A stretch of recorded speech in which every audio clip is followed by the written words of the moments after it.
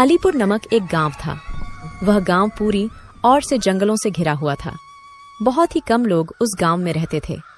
उस गांव में राजू नामक एक किसान अपनी पत्नी सुमित्रा और बेटी काशी के साथ एक छोटी सी झोपड़ी में रहता था। राजू का उस गांव में अपना कुछ भी नहीं था, बस वही छोटी सी झोपड़ी थी जिसमें वह रहता था। गांव में कमाई का ज्यादा जरिया न होने की वजह से राजू जंगलों में जाकर वहां से उसे जो मिलता उसको अपने साथ लेकर बाजार में बेचने के लिए चला जाता था। बाजार उस गांव से बहुत दूर था, इसलिए राजू को बाजार जाते जाते तक दोपहर हो जाता था। राजू सारा सामान बेचकर शाम तक घर वापस आ पाता था। राजू के घर का गुजारा जंगलों के फल फूल बेचकर हो जाता था। राजू को जंगल से बहुत लगाव था। गर्मियों में मई जून का महीना चल रहा था। इस महीने में जंगल के पेड़ों पर मीठे और रसीले आम आए हुए थे। अरे, इस साल तो काफी अच्छी फसल आई है। इस बार तो काफी अच्छी कमाई हो जाएगी और उन कमाई के पैसों से मैं और आम के बीज खरीद कर लाऊंगा और यहाँ पर लगा दूंगा, जिससे वे आम के बीज जब तक बड़े होंगे तो आगे आने वाले लोगों को उससे बहुत लाभ मिलेगा। ऐसा सोचकर राजू उन पके हुए आमों को तोड़कर बाजार में जाकर बेच आता है। आज राजू की आमों को बेचकर काफी अच्छी कमाई हो गई थी, जिससे उसने घर के लिए राशन खरीदा। ये देखो सुमित्रा, आज काफी अच्छी कमाई हुई है। इस साल जंगल में काफी अच्छी आम की फसल आई हुई है। ये देखो, ये मैं थोड़े से आम बचा कर लाया हूँ। इसे खाकर देखो, ये कितने स्वादिष्ट लग रहे हैं। अरे हाँ, देखने में तो ये बहुत ही सुंदर है और खाने में उतने ही स्वादिष्ट। अगली सुबह राजू फिर जंगलों की तरफ आम तोड़ने के लिए निकल जाता है।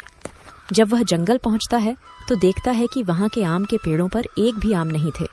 राजू समझ जाता है कि व्यापारियों को खबर लग गई होगी और वह सारे आम और बाकी के सारे फल भी तोड़कर अपने साथ ले गए होंगे। अब राजू परेशान हो गया। उन व्यापारियों ने जंगल में कुछ भी नहीं छोड़ा था। राजू परेशान बैठा था। तभी जंगल में से एक बाबा गुजरते हैं। वह राजू को परेशान देख उसके पास आते हैं। अरे बेटा, मैं बहुत थक गया हूँ, क्या तुम्हारे पास पानी मिलेगा? बाबा, मेरे पास तो पानी नहीं है, लेकिन मैंने सुना है इस जंगल से कुछ दूर आगे जाकर एक नदी है, वहाँ पर पानी मिल सकता है।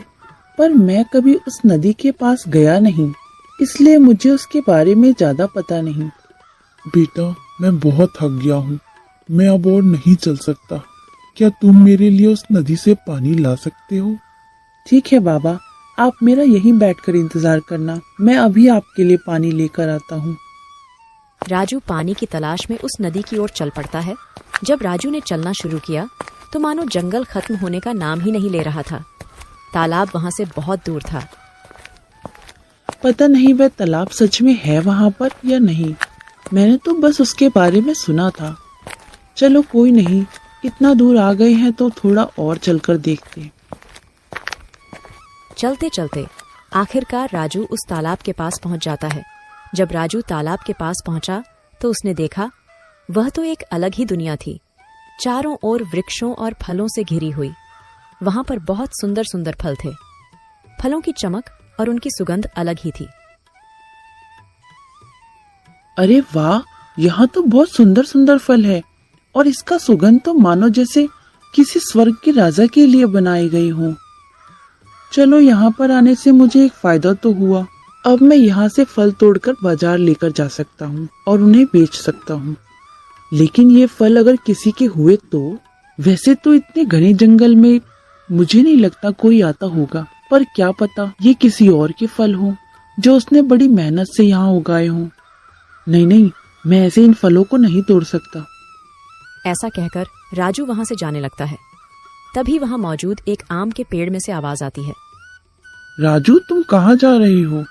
थोड़ा पानी मुझे भी पिला दो, मैं बहुत दिनों से प्यासा हूँ।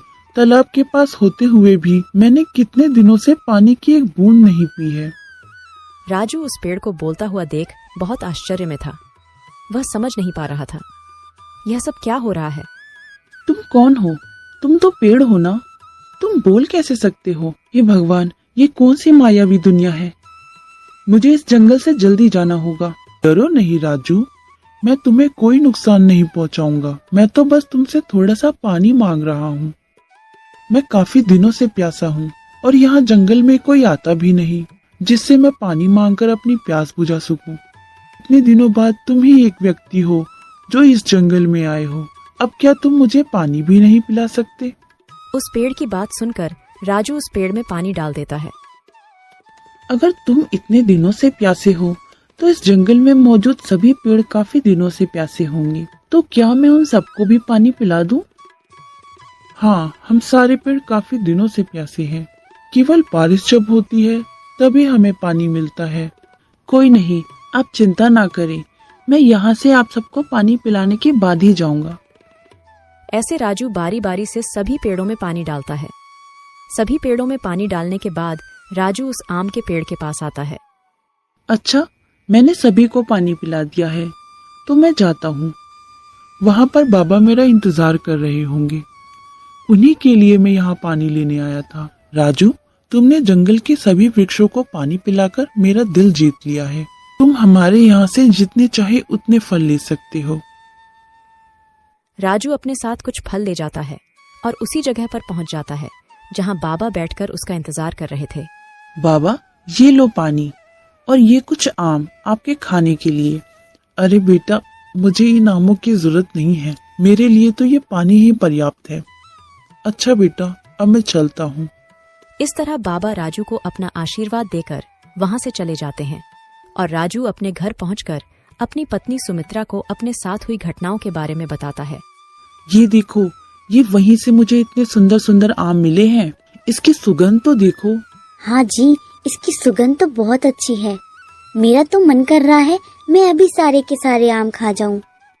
अरे नहीं नहीं, सारे मत खाना, ये मैं बेचने के लिए लाया हूँ। बाजार में कल इन्हें बेच आऊंगा।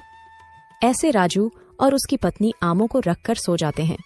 जब सुबह राजू और उसकी पत्नी उठते हैं तो वह आम की जगह पर सोने को देखकर हैरान हो जाते हैं। जो आम वह रात को रखकर सो गए थे, वह आम अब सोने में बदल गए थे।